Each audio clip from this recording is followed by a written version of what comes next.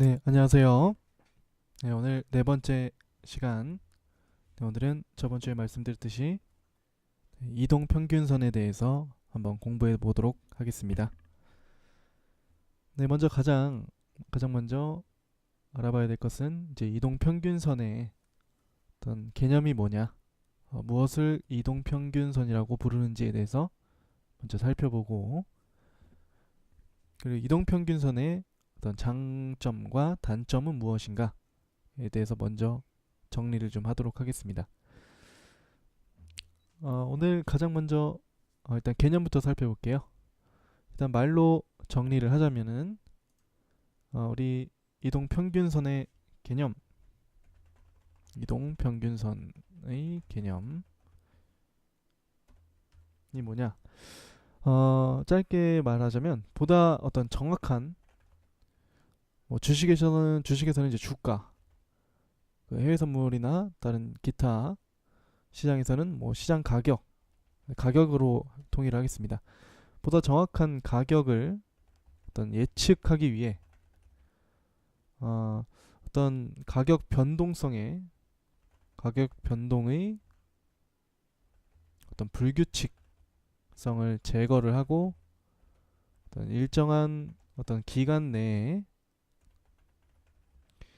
변동치를 순차적으로 산술 평균한 값을 이제 해당 분석 기간의 값으로 나누어 계산된 평균 가격을 선으로 나타낸 것이다.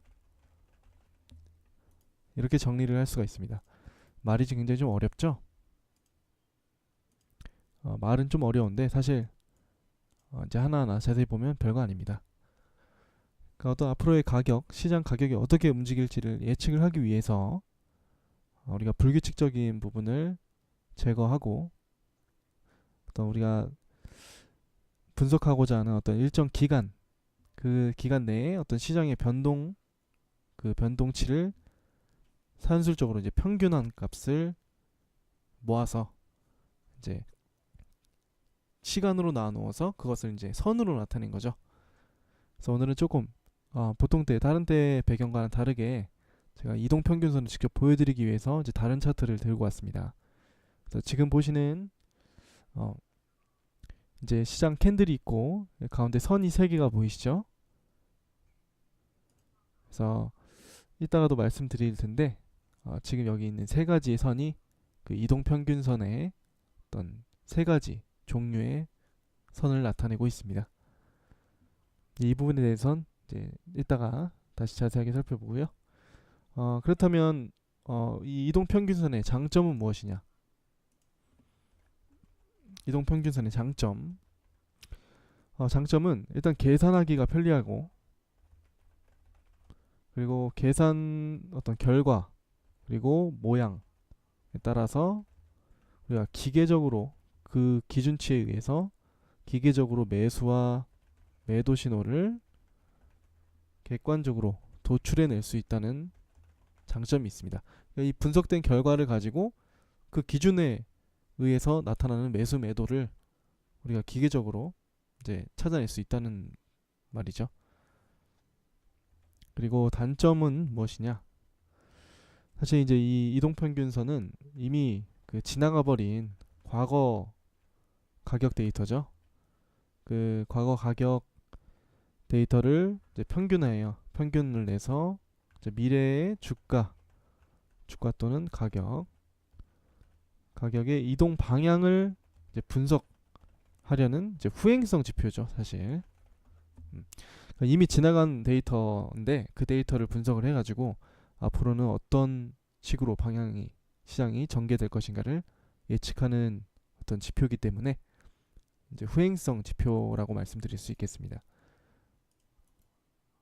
그래서 이렇게 장점과 단점을 또 나눠 볼 수가 있고요. 계속 보실 수 있도록 일단 여기 적어 놓을게요. 그러면 이제 이동평균선의 우리의 특징과 어떤 종류에 대해서 한번 알아볼게요. 이동평균선의 특징은 무엇이 있고 또 종류는 무엇이 있는가? 일단 특징은 우리가 추세의 어떤 추세의 변화를 이동평균선을 살펴보는 거, 이동평균선을 봄으로써 간단하게 어느 정도 추세의 변화를 알아낼 수가 있습니다.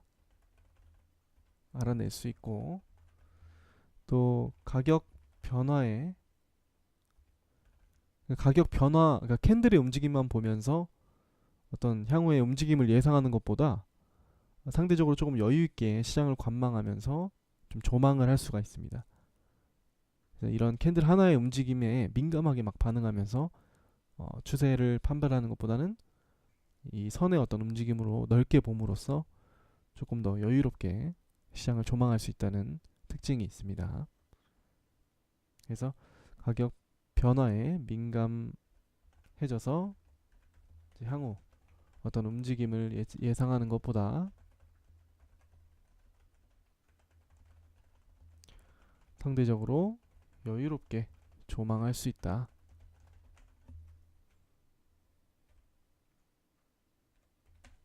네, 이런 특징이 있습니다. 그리고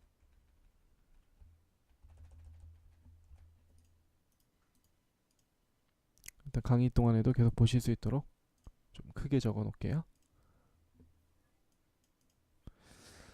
그리고 이제 종류가 있을 겁니다. 일단 종류를 살펴보기 전에 조금 더 특징에 대해서 알아보면 사실 이제 이 이동평균선이 여러 가지 종류가 있습니다. 일단 크게 설명을 드리면은 5일선이라고 부르죠. 우리가 5일 이동평균선이 있고 20일 이동평균선이 있고 또 60일 이동평균선, 또 120일 이동평균선 이렇게 있습니다. 이제 요거 말고 더 많이 있습니다. 이거 뭐 만드는 거에 따라서 뭐 120일, 200일, 뭐 300일 뭐 이게 계속 나타날 수 있는데 우리가 대체적으로 많이 사용하는 참고하는 지표로서는 이렇게 네 가지를 들 수가 있는데요. 그래서 이동평균선, 5일 이동평균선은 이제 일주일 동안의 어떤 평균 매매 가격을 나타냅니다. 그래서 상대적으로 단기간이기 때문에 이제 단기 매매선이라고도 부르죠. 그리고 이제 20일선은 뭐냐면 이제 1개월 동안의 어떤 평균 매매 가격을 얘기합니다. 그래서 이건 이제 중기 매매선 또는 우리가 심리선이라고도 부르죠. 세 번째로 이제 60일은 3개월 동안 어떤 평균 매매 가격을 나타내고요. 이거를 이제 중기적 추세선이나 또는 수급선이라고 부릅니다. 이제 이거는 이제 주식시장에서도 통용되는 내용이고요. 120일 이동평균선은 이제 6개월 동안이 되겠습니다. 이거는 좀 장기적이기 때문에 장기적 추세선 또는 경기선이라고 우리가 부릅니다. 보시면 5일, 20일, 60일, 120일 점점 이게 기간이 길어지죠. 그래서 이제 단기에서 중기 그리고 장기까지 이렇게 세 가지로 기간에 따라서 나눌 수가 있습니다. 그래서 이 선들을 통한 어떤 특징이 뭐냐면 우리가 이동평균선이 단기간으로 구해져 가지고 어떤 시장 가격의 움직임에 예민할수록 그러니까 추세의 전환을 어떻게 보면 일찍 알려주지만 반면에 그 정확도는 좀 낮아지는 특징이 있습니다. 그리고 반대로 장기간에 걸쳐서 구해진 이동평균선은 어떤 시장 가격의 움직임에는 조금 둔감할 수 있지만 둔감할수록 알려주는 시기는 점점 늦춰지겠죠. 추세가 나오고 난 다음에 뭐 선이 꺾인다든지 이런 식으로 조금 늦게 알려줄 수는 있지만 어떤 정확도, 신뢰도가 조금 더 높아지는 어떤 그런 특징을 가지고 있습니다. 그래서 20일 여기는 선을 가지고 얘기하자면 뭐 5일선이나 20일선을 가지고 시장을 보게 되면 시장 가격에 민감한 선이기 때문에 그러니까 시장 가격이 움직이는 방향에 따라서 바로바로 조금 더 단기간에 시장 그 선이 변화하는 경향은 있지만 장기적으로 보는 어떤 60일이나 120일 선에 비해서 단기적인 움직임에 나타내지만 어떤 추세의 변화에 대한 어떤 신뢰성이나 정확도는 조금 낮아질 수 있다. 이렇게 보시면 되겠습니다.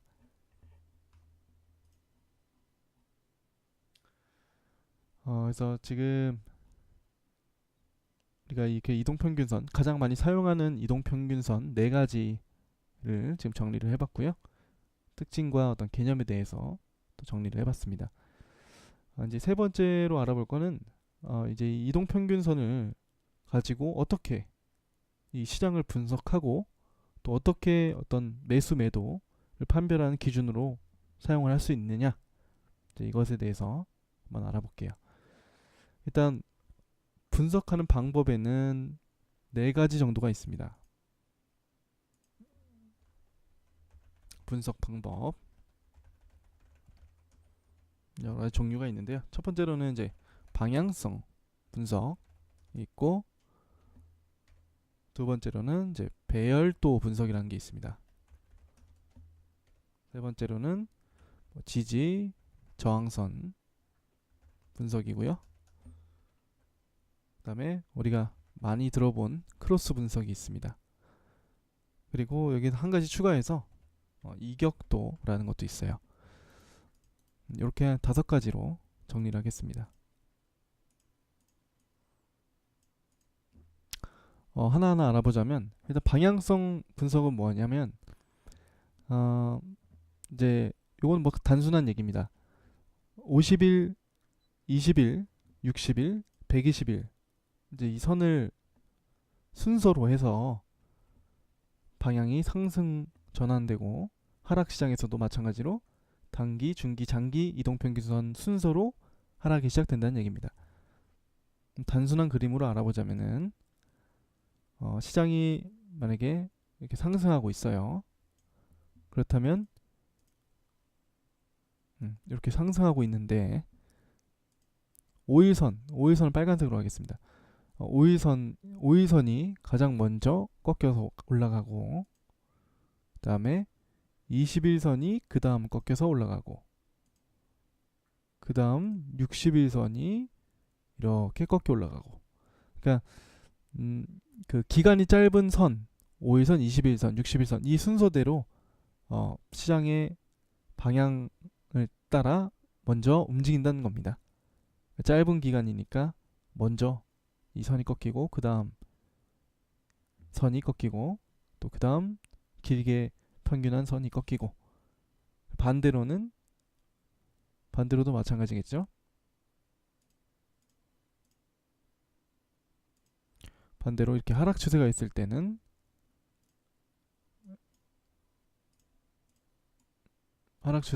때 5일선이 가장 먼저 꺾여서 가고, 그 다음에 뭐 파란 선이 뒤늦게 바로 꺾여가고, 또 60일선이 좀 나중에 또 꺾이고, 뭐 121선까지 하자면은 뭐 이렇게 121선까지 이렇게 나오겠죠. 그래서 이 순서대로 순차적으로 선이 움직인다.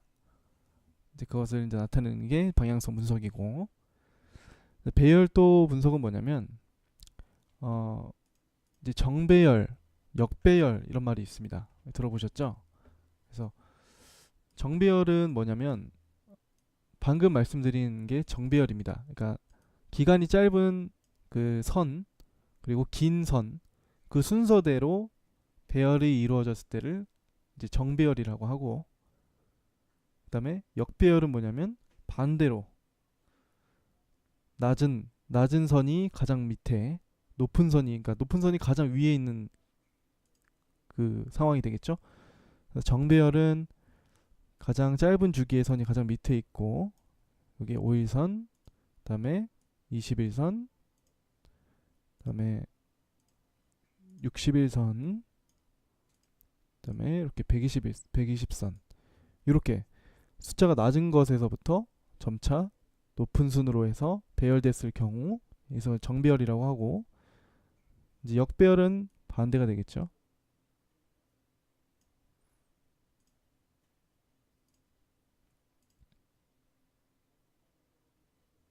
제가 반대로 말씀드렸네요. 지금 보신 게, 처음에 설명드린 게 역배열입니다. 다시 처음부터 해드릴게요. 정배열,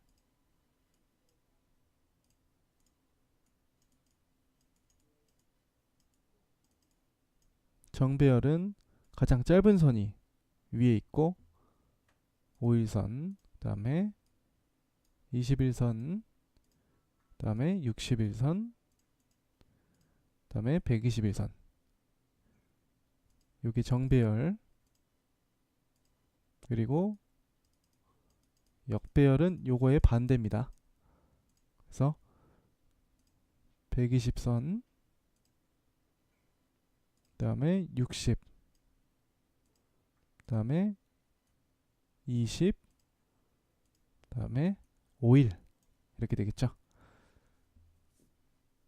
그럼 시장에서 이 순서대로 있다는 것은 일단 그 가장 정배열일 경우에는 이제 우리가 주식시장에서 예를 들면 이제 주가가 상승하고 있는 상태로 볼 수가 있고, 그 상승 상태에서 이제 이렇게 역배열로 만약에 전환이 된다 그러면 이제 주가가 하락세로 전환된다.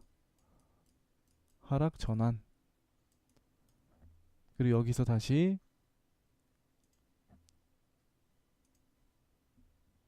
정배열 전환이 될 수 있습니다. 정배열 전환. 그러면 주가가 다시 상승 전환 국면으로 들어섰다 라고 볼 수가 있고, 다시 정배열로 이루어지게 되면 이제 주가 다시 상승. 그러니까 이 시장은 상승과 하락이 반복되죠. 그에 따라서 이 선의 배열도 정배열에서 역배열, 정배열 전환, 정배열 이렇게 다시 순환 구조로 이루어지면서 그 선을 구조를 나타낸다는 말입니다. 이런 거를 이제 배열도 우리가 분석이라고 하고요.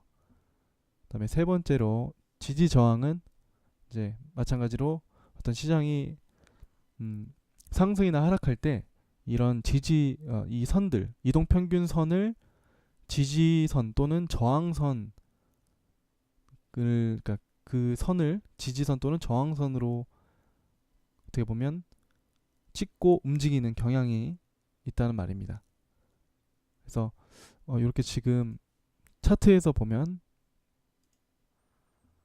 이렇게 상승할 때 어떻게 이렇게 21선, 보통 많이 보는 게 21선인데 21선을 지지선으로 해서 이렇게 계속 상승을 하죠.